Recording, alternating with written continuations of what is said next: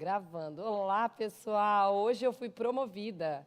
Eu sou psicóloga, mas hoje eu vou virar jornalista por 1 hora. Vou fazer o teste de como que é a vida de uma jornalista entrevistando pessoas queridas. E eu não tenho como mensurar palavras que a gente não agradece a entrada, né, e a visita do João e da Helena aqui em Cascavel, né? A gente gostaria muito de agradecer, eu achei muito bonito. Ontem nós tivemos as Mulheres Modernas, a Moda Antiga aqui em Cascavel.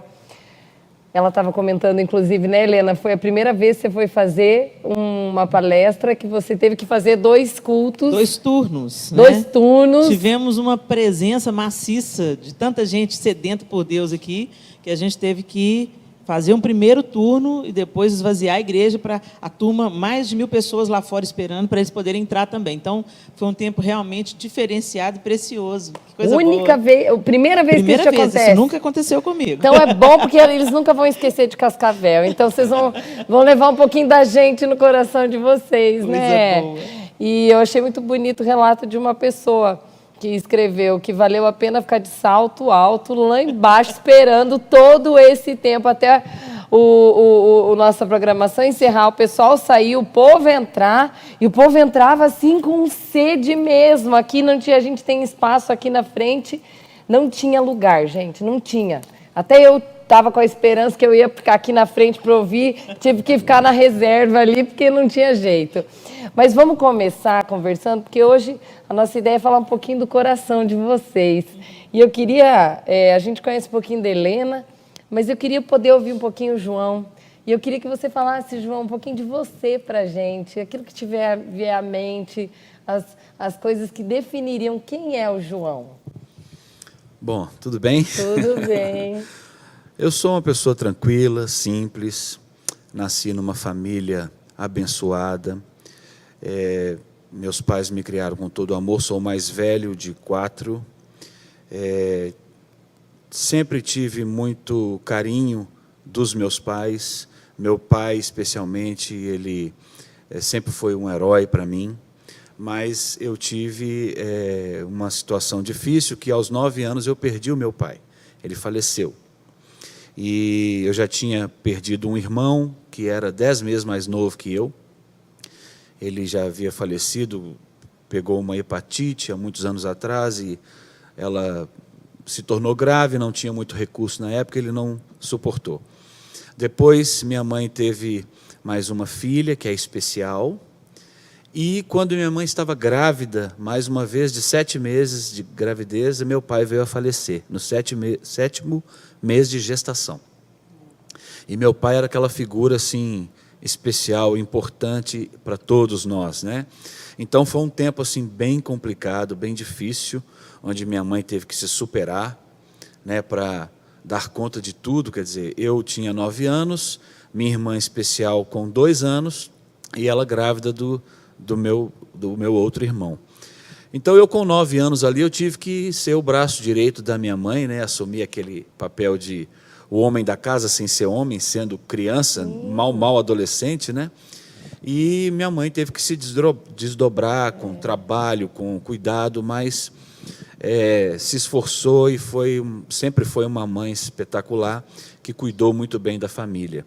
E cuidou, inclusive, de manter o legado e tudo aquilo que meu pai já tinha passado e ensinado para todos nós. Então, minha infância, dos 9 ali até os 13, foi assim, segurando essa onda, junto com minha mãe, ajudando a criar os meus irmãos. Depois, minha mãe se casou novamente com o meu tio, irmão do meu pai, 4 anos depois. Olha, gente, olha só que, olha que coisinha básica. História.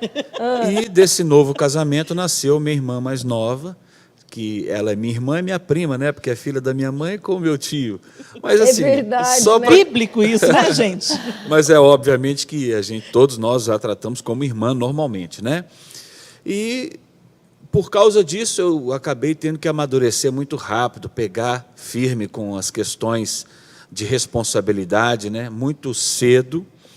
E eu acho que isso acabou me levando a desejar constituir uma família também muito cedo. Então, Eu só precisava encontrar a pessoa certa, e Deus me abençoou fazendo eu encontrar a Olha Helena.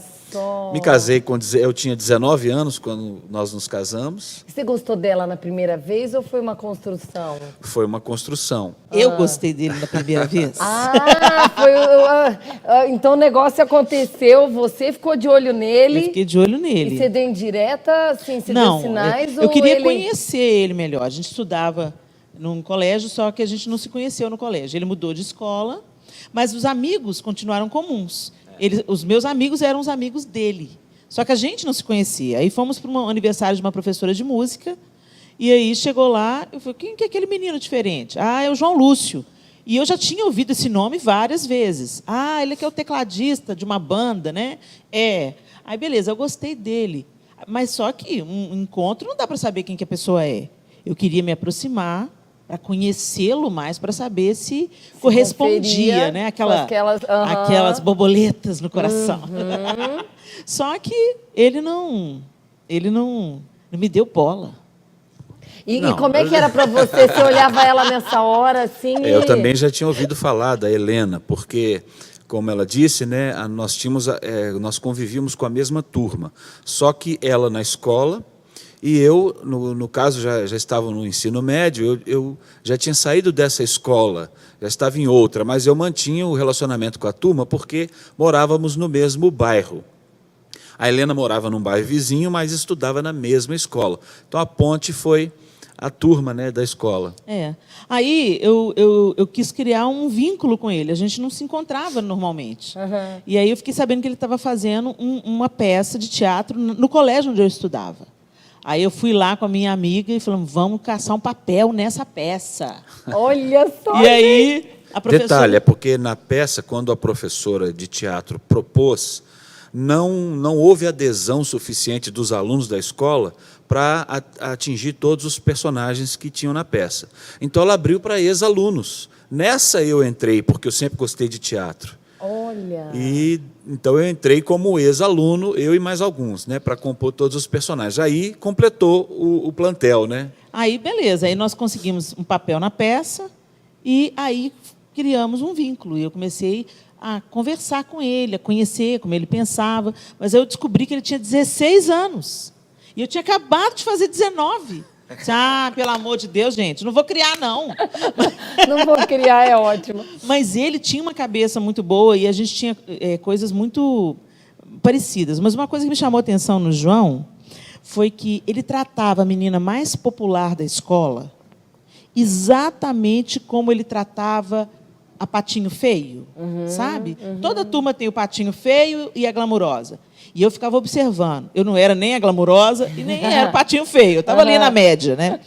E eu ficava observando. Ele tratava com a mesma distinção, carinho, a mesma. Ele dava para a menina mais bonita, mais cobiçada da turma, e para a menina mais patinho feio, aquela que não tinha uma visão muito legal sobre si mesma, ele tratava com o mesmo cuidado, o mesmo carinho. Eu falei, epa, esse menino é diferente. E foi minha mãe que me estimulou. Eu fui contar para ela, mãe, sabe aquele moço bonito que eu estava achando lindo, do zóio azul? Pois é, mãe. E eu nunca tinha namorado. O João foi meu primeiro namorado. Olha. Pois é, mãe. O menino tem 16 anos, mãe. Aí a minha mãe, que o João fala assim, que é uma mulher de Deus. Uma sogra abençoada, mulher de Deve Deus, ter dado profeta. aquela resposta. Ela falou assim, minha filha, ele gosta de trabalhar? Ele tem objetivos? Ele tem foco? Deixa eu te falar, essa diferença de idade, ela é significativa agora, que ele tem 16 e você acabou de fazer 19.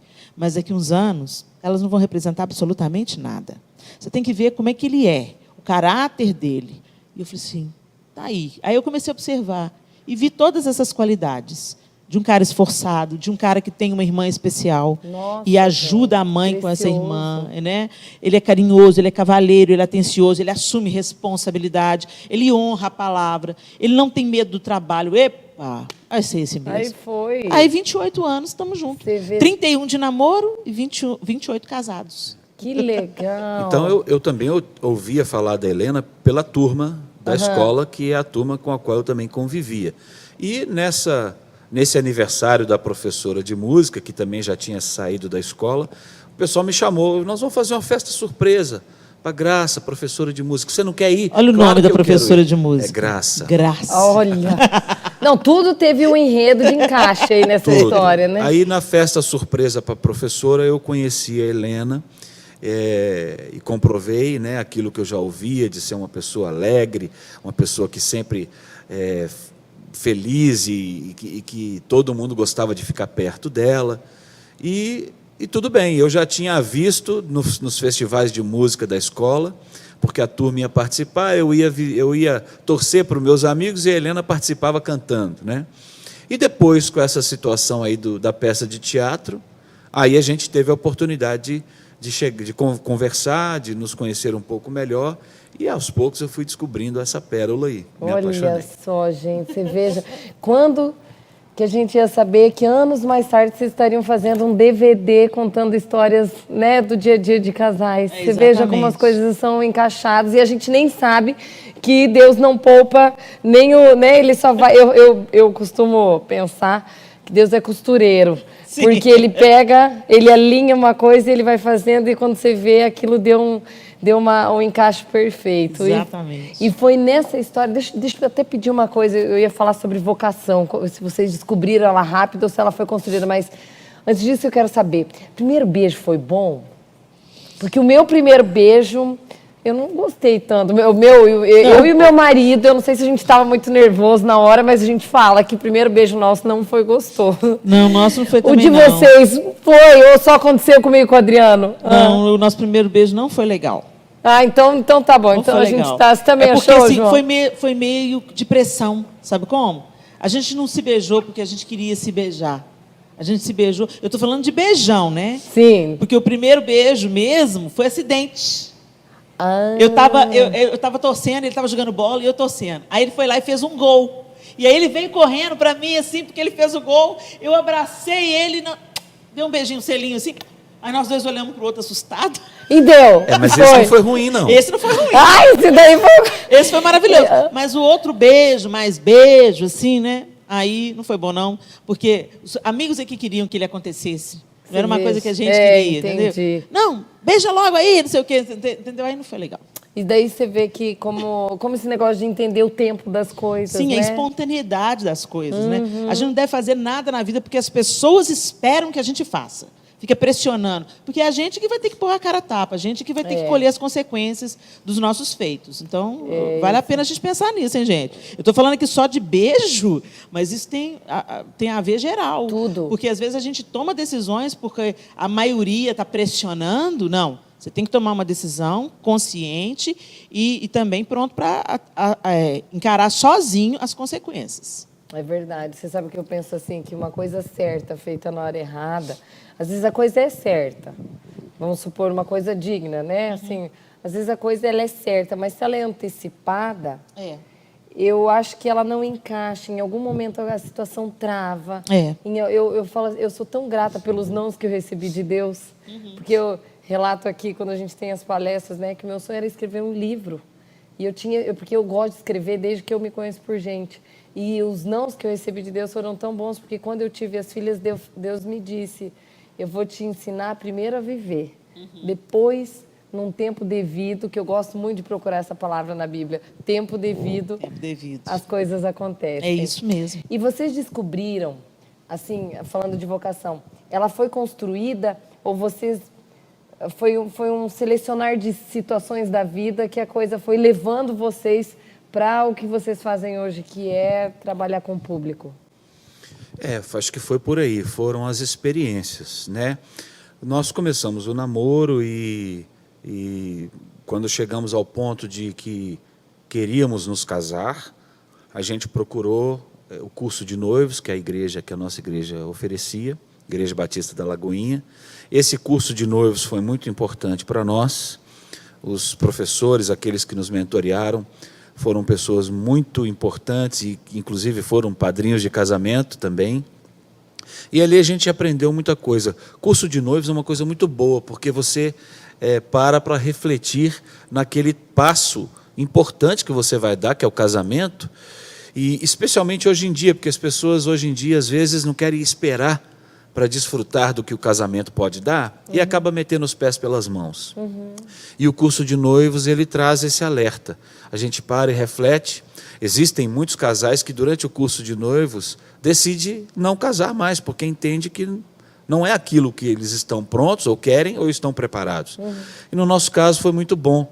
E a gente procurou, no início do casamento, pautar nossa conduta pelo que a gente tinha aprendido ali.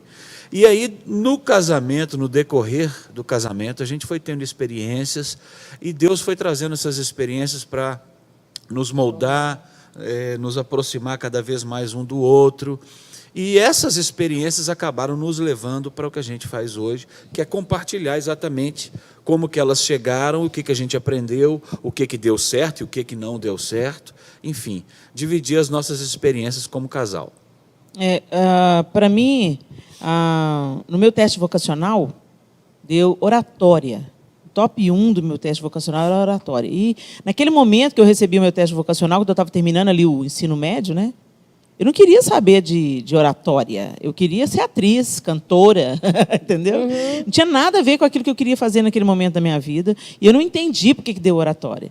O negócio é que a gente fica, às vezes, fugindo da nossa vocação, tentando em outras áreas e fracassando. Não que a música não faça parte da minha jornada, não que o teatro... A gente vê isso claramente hoje. A gente grava o DVD... Eu acabei de gravar um especial de 50 anos, né? Eu completei 50 anos, e aí eu fiz uma festa, e a festa foi diferente. Foi um espetáculo musical, onde as músicas contam a história da minha vida.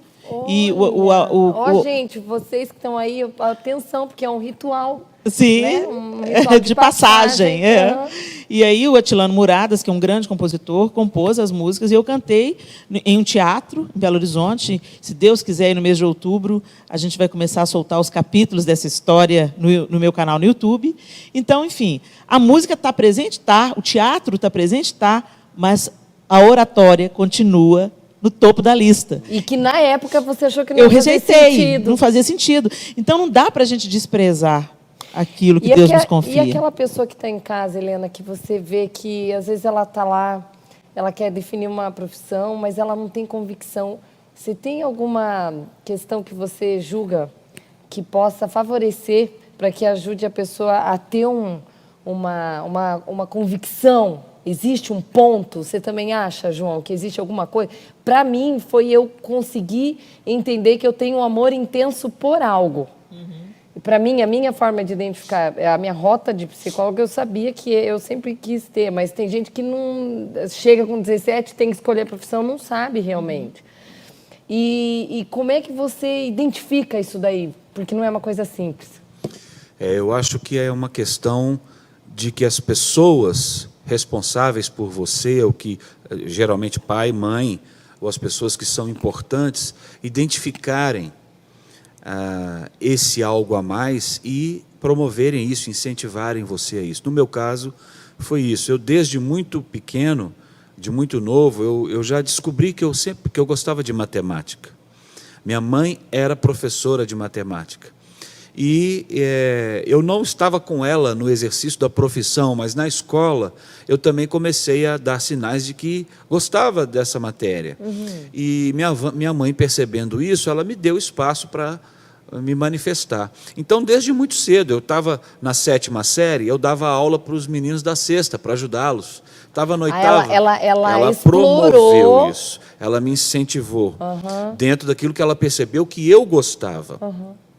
E eu, por causa disso, acabei estudando matemática, me tornei professor, e é algo que eu sempre gostei de fazer, e sempre desejei fazer, e tive apoio em todos os sentidos para poder fazer. Então, às vezes, ali quando eu estava decidindo o que fazer, que vestibular prestar, algumas pessoas falavam: João, mas você é um cara inteligente, você vai fazer matemática, você podia escolher uma carreira mais promissora, por que você não tenta uma medicina, um direito, uma engenharia? E meio que desmereciam, não porque queriam fazer mal, porque era um conceito que a sociedade, de alguma forma, passava. Você vai fazer matemática para ser professor? Né? E eu não cedia a essa pressão. eu coloquei... Foi fácil? Foi fácil, porque eu via na minha mãe uma pessoa que fazia o que gostava e era feliz. Ela acreditava. Né? Uhum. Apesar de que ela não esteve exercendo a profissão todo o tempo ali, mas ela vibrava com aquilo. E eu também. Então, nesse aspecto, a minha educação me deu essa segurança de dizer, olha, eu vou fazer matemática é porque eu gosto. Eu gosto de matemática e eu já descobri que eu gosto de ensinar as pessoas. Então, eu sei que se eu fizer uma coisa que eu gosto, que eu não perco, não acho que eu estou perdendo tempo, que eu perco a hora lidando com isso, que me dá prazer, que me dá alegria, eu vou fazer bem feito, eu acho que eu tenho chance de ser um bom profissional. E assim eu fiz. Isso, inclusive, foi uma das coisas que fez eu gostar do João. Porque eu sentia uma firmeza nele. A galera falava assim, não, João, pelo amor de Deus, vai fazer outra coisa. Se eu soubesse matemática igual você sabe matemática, eu não ia querer saber desse negócio de ser professor, não, e tudo. E eu sentia ele irredutível. Não, eu vou fazer porque eu gosto, é o que eu quero fazer. Segurança. Essa segurança foi uma das coisas que fez eu gostar dele, eu me interessar por ele. Peraí, esse cara não é o Maria vai com as outras. Ele tem um foco, um objetivo, né? E eu gostei disso e... Que legal. E aí Tamo foi, bem. né? E aí vai para a próxima pergunta. Eu coloquei aqui, que versículo toca mais o coração de vocês? Bom, no meu caso, você falou alguma coisa sobre ele aí agora há pouco, que é também um versículo que nós escolhemos para colocar no nosso convite de casamento, que está em Eclesiastes 3:11, a primeira parte, que diz, tudo fez Deus formoso no seu devido tempo. Ai, olha, então é a palavra... Viu, gente? Você falou, eu não sei exatamente onde está isso na palavra, está lá em Eclesiastes. Seu Então, devido Capítulo tempo. 3, verso 11. Tudo fez Deus formoso no seu devido tempo. Às vezes, a gente percebe alguma coisa que é habilidade, ou alguma coisa que é promessa, ou alguma coisa que você acha que vai herdar por direito, mas às vezes não é o tempo de você tomar posse daquilo. E você saber esperar o tempo certo, você conseguir entender que está preparado naquele tempo, ou que há algo ainda a esperar, é importante para que você desfrute daquilo da forma boa como Deus criou. Tudo fez Deus formoso, ou seja, tudo fez Deus bom no tempo dele. Que lindo, porque Né? a tua fala me remete na sexualidade. Sim. Eu falo porque ontem, eu e o Adriano estava se preparando para dormir, e aí nós estávamos falando sobre isso, como foi bonito. Eu casei virgem, né? E eu tenho um orgulho de dizer isso com o maior carinho, assim, é uma história linda por trás dessa situação. E aí nós estávamos falando justamente, a gente está casado há 16 anos e a gente estava falando como a gente usufrui de um prazer que eu sei que Deus fez e Ele desabrochou na hora certa, né? Não foi no início do casamento, porque o início do casamento foi a exploração daquilo, mas o que você falou ali no devido tempo, na hora certa, como é formoso, repete pra Tudo gente. fez Deus formoso no seu devido tempo. Isso, o devido tempo da maturidade que você vai alcançando ainda, que tem muita história para viver, mas ele vai desabrochando no tempo certo, sem antecipação. É isso aí. E isso se aplica em todas as áreas da vida. Decidir por um casamento, decidir por uma profissão, saber se preparar para poder tomar posse ou começar a atuar em determinada área, ou um determinado patamar daquela área que você quer atuar, a questão sexual, a questão das escolhas, o tempo e saber o tempo certo para você desenvolver isso daí é fundamental para que seja bom, para que você desfrute de fato daquilo que Deus preparou para você dentro daquela área.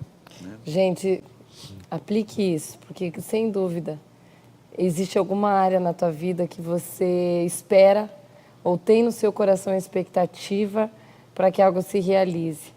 Então é que nem um bolo, se você fazer ele tudo misturado, ele fica abatumado se ele não tem o tempo certo pro forno fazer o fechamento, o papel do forno dentro dessa hora. Por isso que não dá para tirar o bolo antes.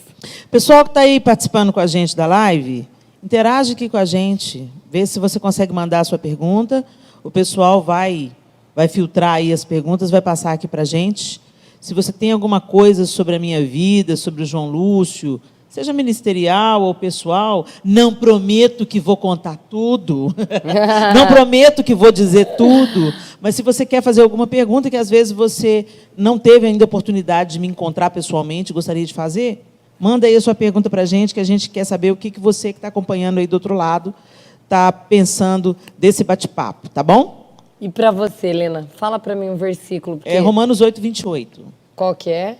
Todas as coisas cooperam para o bem daqueles que amam a Deus, daqueles que são chamados segundo o seu propósito. Uau. Lembrando que amar a Deus não é só a gente falar, Deus, eu te amo, né? A palavra de Deus diz que aquele que tem os meus mandamentos e os guarda, Jesus está falando, esse é o que me ama. E aquele que me ama será amado por meu Pai, e eu também o amarei e me manifestarei a ele.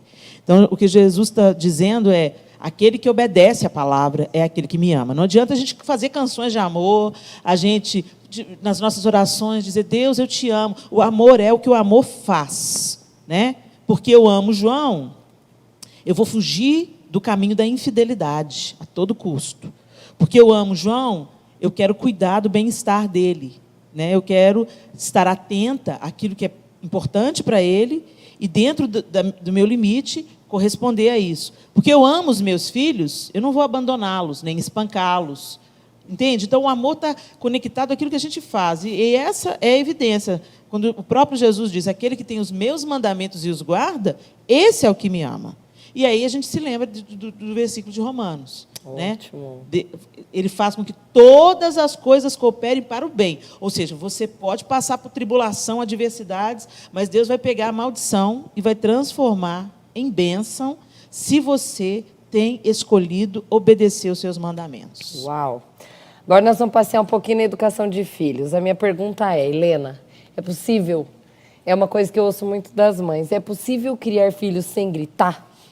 No meu caso, gente, não. porque assim, ó, eu vou falar a verdade. A gente está lá, a gente lê a palavra, daí a gente fala assim que a gente tem que corrigir o filho com brandura, mansidão. Sim. E eu leio aquilo, daí eu falo, ai, Senhor, eu errei de novo. Ai, não acredito que eu errei de novo. E no outro dia eu falo, amanhã eu recomeço, porque as misericórdias se renovam toda manhã. No outro dia eu erro de novo. E eu falo, eu tenho a consciência, mas eu acho que me falta o fruto do Espírito muitas vezes. E eu tenho certeza que isso é uma dúvida constante de toda mãe. É assim para você? Você que educou 4? Bom, eu sou sanguínea hemorrágica. Ou seja, tudo meu é muito. Eu amo muito, eu me entrego muito e eu também fico muito brava quando as situações se apresentam. Uhum. Né? E Deus não vai mudar a minha personalidade. Porque Ele me deu essa personalidade com um propósito. Ele vai equilibrar, debaixo do governo do Espírito Santo, toda essa energia e toda essa raiva concentrada na direção certa, ela vai cumprir o propósito de Deus na minha vida. O negócio é que eu preciso da ajuda do Espírito Santo. Né? E eu tenho sido aperfeiçoada. Eu gritava muito mais, João Lúcio que o diga. E como é que você fez? Você para, você deixa uns 20 minutinhos? Você tem alguma forma pessoal tua? Hoje... Ou ela foi amadurecendo? A relação com os filhos muda um pouco, porque eles também crescem. Né? Então, antes você fala, fulano, faz isso. Fulano, por favor, faça isso. Fulano, eu já não te disse para você fazer isso? Fulano! Aí eles funcionam. Assim, por que eu tenho que gritar para você obedecer, pelo amor de Deus? Aí eles falam, não, mãe, não grita. Eu falei, mas eu falei 3 vezes. Hoje não precisa mais disso. Às vezes eles falam assim, não precisa gritar, era só você ter falado. Mas eu falei. Mas viu, depende... gente? Isso aí é o que acontece nas melhores famílias. Toda família. Agora, a gente não é porque é uma coisa natural do nosso temperamento que isso tem que justificar a nossa carnalidade. Né? Nós temos o temperamento, mas nós temos o Espírito Santo. O Espírito Santo mora dentro da gente. E ele é o professor. Então, eu peço para o Espírito Santo, eu preciso que o Senhor me ajude a desenvolve em mim o fruto domínio próprio. Eu preciso dominar a minha ira. E eu sinto que quando eu comecei a orar especificamente dessa forma, melhorou significativamente. Quando eu vejo que eu estou para explodir, toca uma sirene dentro de mim, entendeu? Aí eu vou beber uma água, eu saio andando, depois a gente conversa. Espera aí que eu vou ali esfriar a cabeça. Literalmente eu falo isso. Olha, eu não estou conseguindo ter essa conversa, eu vou ali esfriar Neste a cabeça. momento. Aí eu saio e vou fazer alguma coisa até esfriar. Que aí a intervenção vai ser mais eficaz. Mas tem pergunta chegando ali, ó. deixa eu completar uma coisinha sobre essa pergunta. Educar filhos é, com certeza absoluta, a tarefa mais difícil que eu já tive que desempenhar. Acredito que Helena pensa da mesma forma. Não tem nada mais difícil que eu tive que fazer até hoje na vida do que educar filhos. Ponto. Bom, pelo temperamento de cada pessoa, eu acho que é possível educar filhos sem gritar, pelo temperamento. Vão ter pessoas que vão conseguir fazer isso. Ele, por exemplo. Mas eu queria dizer uma coisa para quem fez essa pergunta e para quem está aí lidando com essa dificuldade que eu acabei de dizer sobre educar filhos. Eu tenho convicção em dizer que não é possível criar filhos sem errar. Em alguma coisa você vai errar. Uns vão ser no tom de voz, uns vão ser na maneira de lidar com limites. Enfim, você vai errar quando você criar os seus filhos, porque nós não somos perfeitos, nós estamos aprendendo. O que a gente não pode é concordar ou se acomodar com o erro, não reconhecer, achar que tem que impor alguma coisa na base do autoritarismo. E a gente não aprende isso na hora, isso é ao longo do processo, né? O fato é que nós vamos errar, não tem como. E a gente tem que como ter... é bom ser livre para dizer eu erro. Exato, não se né? desespere como é bom a gente poder porque você dizer eu errou. sou humana igual, né? A gente tem que buscar ajuda, é muito importante o casal ter espaço um com o outro para conversar sobre a educação de filhos, o que um errou, o que o outro errou, de que maneira que um pode ajudar o outro, o que um percebe no outro que ele mesmo não percebeu. E a gente vai ajustando ao longo do processo e buscando a direção do Espírito Santo, como a Helena falou. Que legal. Agora eu vou ler a pergunta da Vanessa Ramos Moreno, gente. Ela está perguntando. Helena e João, como foi trabalhar junto por muito tempo? Vocês chegaram a ter crise de excesso de proximidade? Não, porque a gente é muito amigo. A gente sempre cultivou um no outro o melhor amigo. Então, o João não é só meu marido. Ele é o meu melhor amigo. Ele é o meu confidente, ele é a pessoa para quem eu rasgo o meu coração. Então, nós criamos uma intimidade emocional muito forte. Então, não é um peso, né? Muito pelo contrário. Ele estar junto é um alívio. Sempre que ele não podia viajar comigo e outra pessoa tinha que viajar comigo, era bom também, mas nada comparado à companhia dele, com quem eu podia ser totalmente transparente nas minhas intenções, nas minhas impressões, e às vezes eu preciso que você me dê uma opinião, é isso mesmo e tal, sabe? Então, eu nunca tive crise de ficar muito próximo ao João, muito pelo contrário, quando a gente tem que separar por qualquer motivo, é muito chato. É que é engraçado. Agora eu vou fazer uma observação técnica. A gente que lida com casal, a gente percebe que o casal ele tem um contrato inconsciente. Tem casais que têm contrato com a proximidade.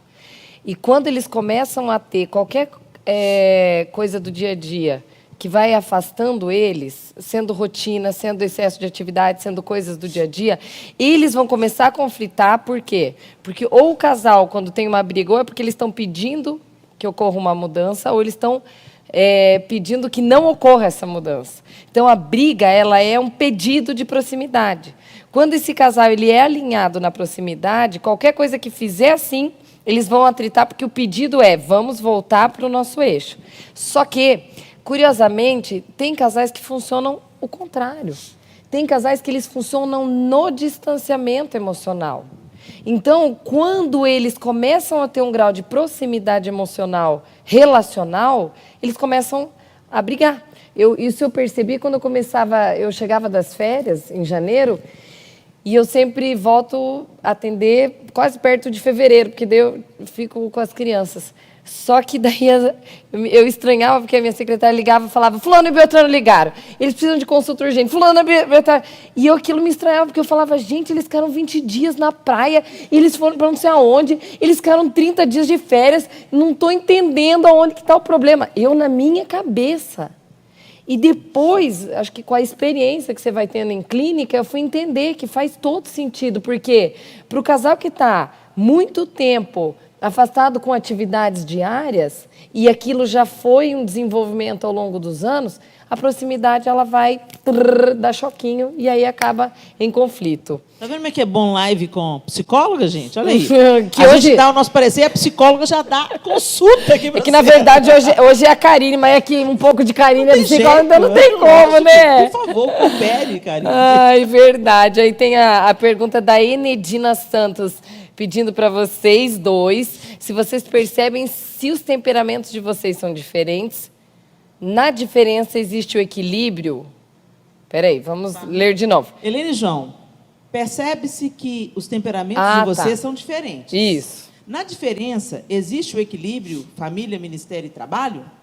Bom, eu acho que tem coisas que dá para ser diferente. Tem coisas que não.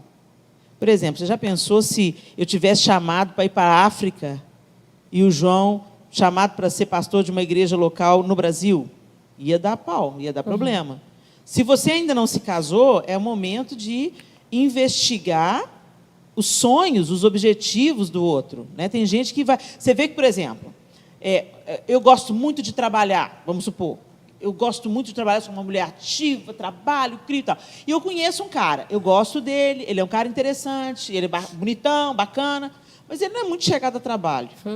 Completamente diferente. Vai dar problema. Então, nem sempre as diferenças são benéficas, entendeu? Então, nós somos diferentes, como eu sou muito falante, o João é mais calado, apesar de nessa live tá manifestando um novo João. Normalmente, ele é o mais calmo e eu sou a mais irritadiça. Então, nisso, dá para coordenar. Aliás, um ajuda o outro. Eu me tornei uma pessoa mais calma depois que eu comecei a conviver mais com o João, e em alguns pontos o João é mais enérgico, porque conviveu mais comigo. Então, a gente tem uma troca muito legal. Mas tem pontos, gente, que pode dar problema sério, né? Sonhos, convicções diferentes em relação à criação de filhos, ter ou não ter filhos. São coisas que a galera que está solteiro aí tem que ver antes de casar. Aquela velha piadinha, né? Está solteiro? Abre o olho, filho, abre o olho. Casou? Fecha o olho, filho, fecha o olho. Mas é importante, para que se chegue no equilíbrio dessas diferenças, é importante o diálogo. O período de namoro é fundamental para isso. Hoje em dia é propício, é onde deve acontecer para que os dois cheguem à conclusão. Eu quero passar o resto da minha vida com aquela pessoa. É o namoro, para conversar, para identificar essas diferenças, para identificar como agir em função da diferença que você percebe no outro, para que os dois possam chegar nesse equilíbrio, né? E olha que legal, nós diálogo. temos um homem participando com a gente na nossa live aqui. Gostei. Ei, Rafael. Parabéns, Rafael. Ele perguntou aqui, né, como um sanguíneo pode ter um relacionamento saudável com um fleumático? Por favor, em breves palavras, traduzem sanguíneo e fleumático para quem não sabe. Não traduz você é psicóloga. Conta para o povo o que é fleumático e o que é sanguíneo. Eu vou dispensar esse comentário porque uma vez eu soube, agora eu estou falando um pouquinho de mim. Eu tenho aprendido a desconstruir rótulos. Sim. Então, tudo que eu fico muito presa a um quadradinho, eu acho que eu acabei me desligando na mente. Sim. Mas eu acho que o que o Rafael perguntou, O que é uma linguagem pessoa... nossa, eu acho que é muito... Eu acho que é muito intensa... verdadeiro. O que ele quer pedir talvez o que uma pessoa que é intensa tem de relacionamento com alguém que talvez seja mais contido, mais né? O sanguíneo, em linhas gerais, né, gente? Porque o estudo dos temperamentos ele é muito mais amplo do que a gente está falando aqui. Isso é bem pitaco. Interessante essa teoria. Às vezes as pessoas têm também a tendência de pensar que o sanguíneo, o colérico, são pessoas problemáticas, mais difícil de lidar com elas. E o fleumático, o melancólico são pessoas paradonas, ninguém não vai para frente, ninguém não faz nada, não tem iniciativa. Não mas é pela isso. pergunta do Rafael, eu acho que ele quis dizer justamente o contrário. Eu acho que como é que um sanguíneo fica com o fleumático? Ou um aguenta o outro, né? Porque o fleumático é organizado, ele é mais focado, o que não significa que um sanguíneo não possa ser, tá, gente? É uma característica do fleumático. Mais predominante. Né? Por isso que eu gostei da pergunta do Rafael. Então, né? porque assim, todo temperamento tem pontos positivos e pontos negativos. Todo temperamento. Não tem um temperamento, poxa, eu queria ser esse temperamento. Não tem. Exato. Né? O fleumático, por exemplo, muitos fleumáticos gostariam de ser mais enérgicos, ou de serem mais expansivos, fazer mais amizade. Né? Então, eu acho que a gente acaba buscando no outro o que falta na gente. Complemento. Poxa, eu queria ser mais tranquila, gente. Queria, mas não sou. Então, achei uma parte de bonança em mim, entendeu? Agora, você imagine dois sanguíneos casados. Quando Ou eu li a dois pergunta do Rafael, eu fleumáticos. pensei nisso, sabia? Eu falei, como são? E uma coisa que eu tenho aprendido em terapia de casal, acho que as construções de terapia lá, ouvindo os casaizinhos todo dia, eu tenho aprendido como é bom ser a gente mesmo e como é gostoso quando você se aceita na sua limitação e quando o outro vê que você é limitado naquilo e releva e talvez compense isso dentro de um cenário familiar. Posso uma pergunta? Você quer Só comentar? complementando. Olha o fleumático com um pouco sanguíneo aí. Quando nós nos casamos, o pastor Márcio Valadão, que fez o nosso casamento, ele deu uma dica para nós dois que eu acho que pode ajudar nessa dificuldade de entender o temperamento do outro e as diferenças, né? Como foi a pergunta anterior. Ele disse assim: Helena, você não está se casando para ser feliz. Você está se casando para fazer o João Lúcio feliz. João Lúcio, você não está se casando para ser feliz. Você está se casando para fazer a Helena feliz. Se vocês forem eficazes nessa missão, não tem como dar errado. Vão superar as diferenças, as dificuldades por causa das diferenças, vão superar as diferenças de temperamento e os desafios que vão ser colocados adiante de vocês. E tem 28 anos que a gente busca isso daí, e acho que está dando certo. Isso pode ser um peso muito grande. Poxa, mas é minha responsabilidade fazer o João Lúcio feliz, é um fardo muito grande para eu carregar sozinha. Ele também tem que querer ser feliz. Né? Mas eu entendi o que o pastor Márcio quis dizer. Ele quis dizer, esforce-se para prestar atenção no que faz o outro feliz. Exato. Porque, às vezes, as pessoas são tão egoístas dentro dos relacionamentos que eu vivo para ser feliz, mas eu não penso o que faz o outro feliz, o que vai fazer o outro infeliz, e evitar de fazer isso para não tornar o outro infeliz. Enfim, eu acho que quando a gente tem esse sério trabalho de prestar atenção ao outro, as coisas são bem facilitadas. E você sabe que foi muito bem-vindo as palavras dele, porque minha sogra falou a mesma coisa para mim antes de eu casar. Ela me chamou num canto, eu lembro que ela me pegou assim no braço, ela falou, Cá, quero te dar um conselho apenas. E ela fez a mesma coisa com o Adriano. E por muitas vezes eu lembrava da fala dela naquilo, e eu acho que cada vez eu valorizo mais essa fala, porque hoje a gente está trabalhando numa cultura que está falando que a gente precisa ser feliz. Agora, o Alvimar, eu amei a pergunta dele. Ele perguntou, quando vocês brigam, quem que pede perdão mais? Quem responde? Você responde. Olha, primeiro é o seguinte, Alvimar, todos nós devemos pedir perdão sempre.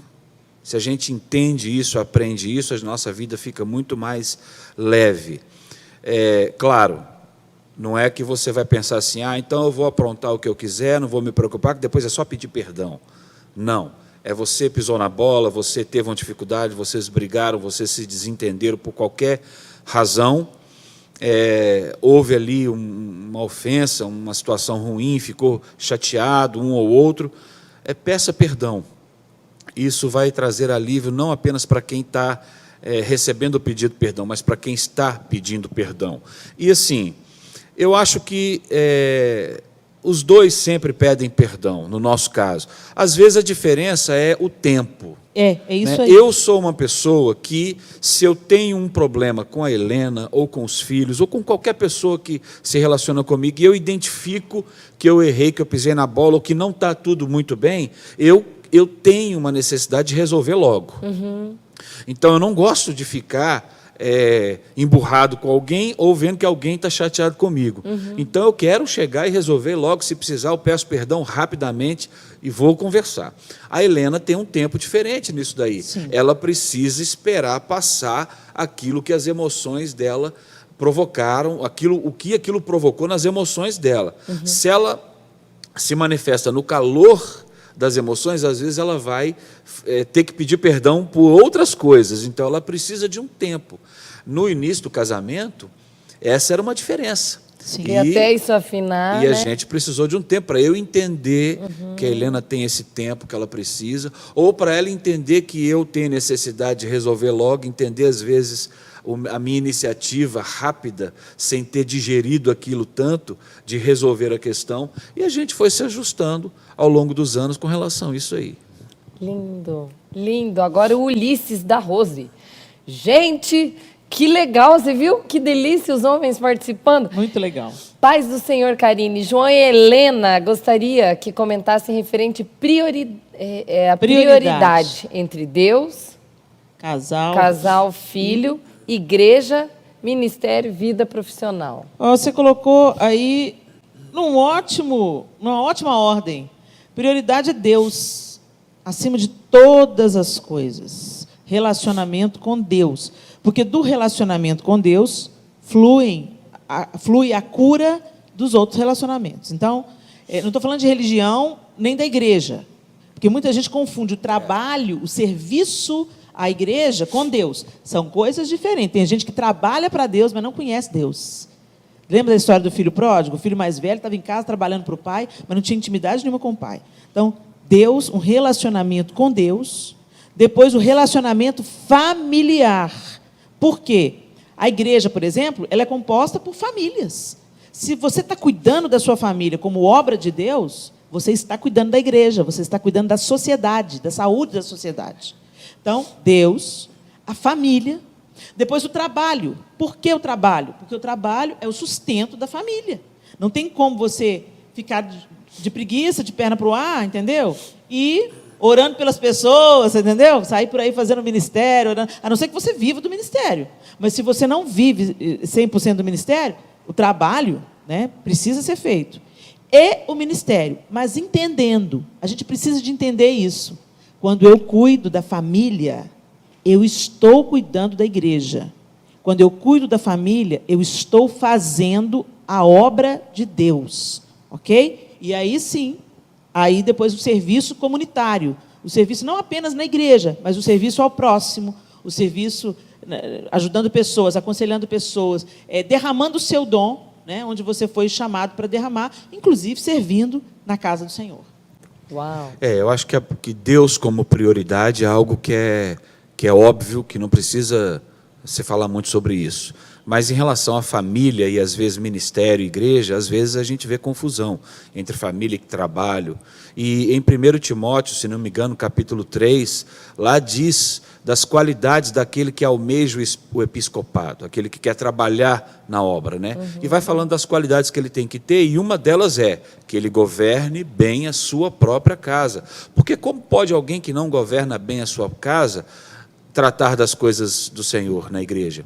Então, estabelece que, antes de trabalhar e de estar qualificado para servir na igreja, tem que estar cuidando da família. Ou seja, para Deus, a família é prioridade em relação à própria igreja. É porque tem gente que foge dos problemas familiares e se esconde na igreja e ainda faz barganha, né, com Deus. Mas eu estou cuidando das suas coisas, Deus. O senhor tem que cuidar das minhas. Espera aí. E aí, né, a coisa foge da linha.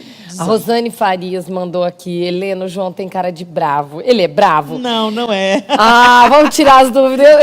Gente, Rosane, eu queria que você estivesse aqui comigo. Se eu olhar no olhinho do João mais de perto, que às vezes na televisão não dá para ver. Mas agora, eu já vi ele bravo. Você vai ver um olhar doce. Eu já vi ele bravo, mas graças a Deus não foi comigo. E aí agora eu tenho que considerar o fator tempo, que, né, nós vamos ter que ir se encaminhando para o encerramento. Porém, eu gostaria não queria encerrar sem fazer algumas perguntas breves que eu acho que são relevantes, tá? Uma delas, a gente tem se preocupado muito na clínica a respeito da identidade dos meninos. Eu sei que agora a gente está numa onda que todo mundo fala sobre identidade de menina, e eu acho isso lindo, maravilhoso. Eu acho que elas estão sendo metralhadas mesmo, mas isso há 3 anos atrás.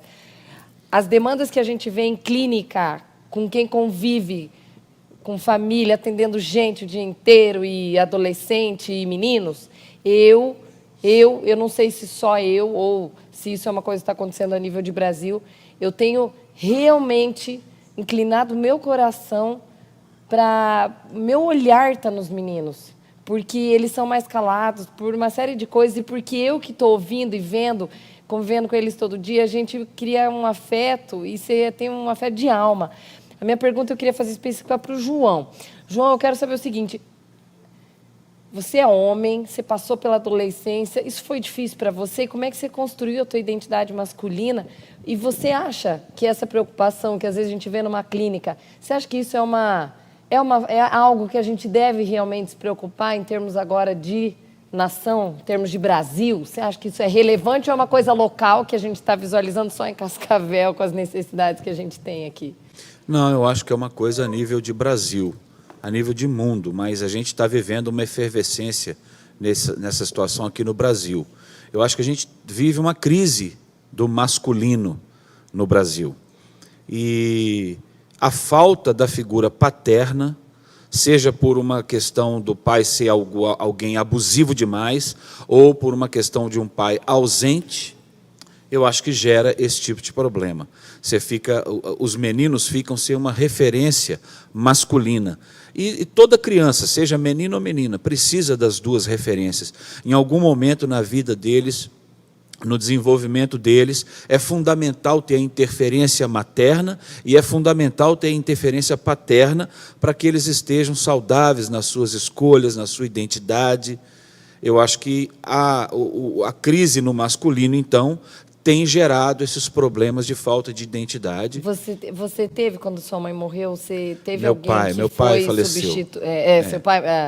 pensei uma coisa, falei outra. Quando seu pai faleceu, você teve alguém que você substituiu ou atualmente se remetia à lembrança e memória que você tinha dele? Sim, no meu caso, meu pai faleceu, eu tinha 9 anos, e nesses 9 anos, a minha relação com meu pai sempre foi muito intensa, de muita presença. Então, eu tive uma referência muito forte. Não houve uma figura que o substituiu. Depois que ele morreu, foi muito difícil para minha mãe segurar a onda na circunstância toda, né? Mas, em momento algum, a minha mãe deixou de valorizar aquilo que o meu pai já tinha construído. Talvez os meus irmãos mais novos tiveram mais dificuldade do que eu, porque eles não chegaram a ter essa convivência direta com meu pai. Isso foi um pouco resolvido quando minha mãe se casou de novo com meu tio. Para os meus irmãos, o meu tio foi que ocupou essa figura de pai, né? E às vezes eu até ali pelos meus 14, 15, 16 anos para frente, eu até algumas vezes fiquei preocupado, pensando que achando que eu devia ter atuado mais junto aos meus irmãos, né? Assumindo essa figura masculina. Mas, obviamente, que como adolescente eu não tinha condição de fazer isso, né? Então, eu imagino que eles se sentiram mais... O que você diria para os meninos hoje? Para os meninos? Os meninos que eu digo, os jovens moços. Difícil. Eu acho que eu preferia dizer para os homens casados, pais, e para as mulheres, mães, para que participassem da vida dos filhos de uma forma intensa, que não apenas tivessem filhos, mas que fossem, de fato, pai e mãe, exercessem a sua função, exercessem essa paternidade, essa maternidade em níveis próximos, para que não houvesse uma falta qualquer um dos dois aspectos na vida dos meninos, dos moços e das meninas também, porque você falou da sua preocupação em relação aos meninos, mas eu vejo que a crise no masculino e a falta da paternidade gera problema nas meninas também. É verdade. De uma forma, bom, em todos os aspectos, né? Porque até a escolha do cônjuge, ela vai ter uma interferência, disso, né? Sem sombra de dúvida. Mas para os moços, eu diria, o João não falaria para os meninos, para os jovens, mas eu falaria. Tem princípios de hombridade ligados ao masculino. A proteção, o respeito, a valorização do feminino. E isso tem sido desconstruído nos meninos, muitas vezes. Ou eles se tornam abusivos nos seus relacionamentos com mulheres, ou omissos. Então, você que é jovem, procure observar os conceitos de hombridade. Assumir responsabilidade, trabalhar, se esforçar, conquistar, estudar, respeitar mulheres, né? Não tratar mulheres como objetos que são usados e descartados. Mulheres não são só corpos bonitos. Mulheres são pessoas com sentimento. Elas pensam, elas sentem e elas merecem ser levadas em consideração, né? Então, fica a dica aí para os jovens. E tem um livro, gente, eu tenho me interessado tanto por isso, Helena, porque eu realmente estou preocupada. Tem um palestrante chamado Jaber Borges. Ele fala sobre a vulnerabilidade dos meninos e tem um livro que eu quero ler. Essa semana eu descobri, A Grande Aventura Masculina. Eu acho que ele é um pastor, o autor John Eldredge.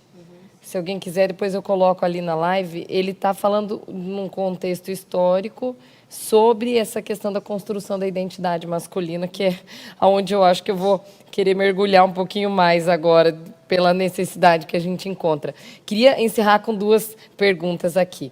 Um dos pontos que a gente veio conversando, né, no carro, no tempinho que a gente teve junto nesses 2 dias, foi o Billy Graham, né? Eu particularmente tenho um apreço grande pelo Billy Graham. Ele faleceu esse ano.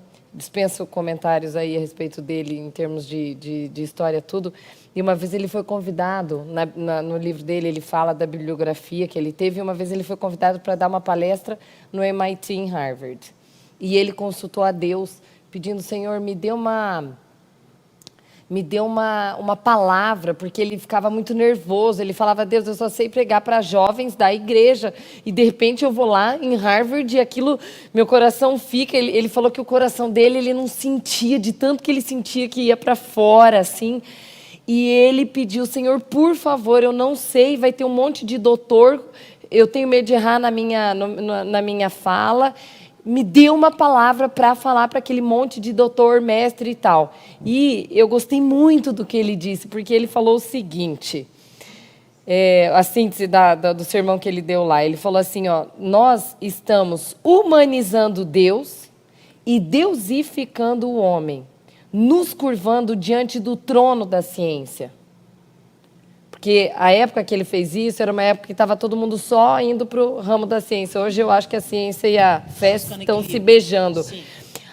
Qual a opinião de vocês 2? Como nós não temos, eu vou pedir para a Helena e depois no final quero encerrar fazendo uma pergunta daí para os 2, tá? Já que eu fiz essa última para o João. Qual que é a tua opinião a respeito do que o Billy Graham falou? Eu acho que ele está 100% certo. A gente se curva diante da ciência. É tão fantástico e escandaloso isso, porque você é capaz de acreditar que um avião pesando toneladas pode se erguer no ar e flutuar e atravessar o oceano em 12 horas. Por quê? Porque você viu. Você é capaz de acreditar que nesse celular aqui eu posso fazer uma live que está atingindo tantas pessoas lá do outro lado. Sem fio, né? Sem estar ligado a nada. Sem estar ligado a nada. Então, se eu falasse disso há 50 anos atrás, em relação ao telefone, você ia me achar doido, né? Se eu falasse nos tempos bíblicos, não, no século XVIII, sobre um pássaro de aço, você está louca, né?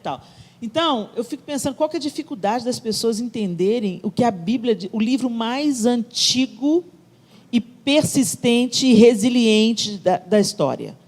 Há quantos séculos esse livro foi escrito? E ele fala de coisas que acontecem hoje. Eles falam da nossa... Os livros contidos nessa biblioteca chamada Bíblia, eles falam de tudo que a gente vive hoje, profecias se cumprindo.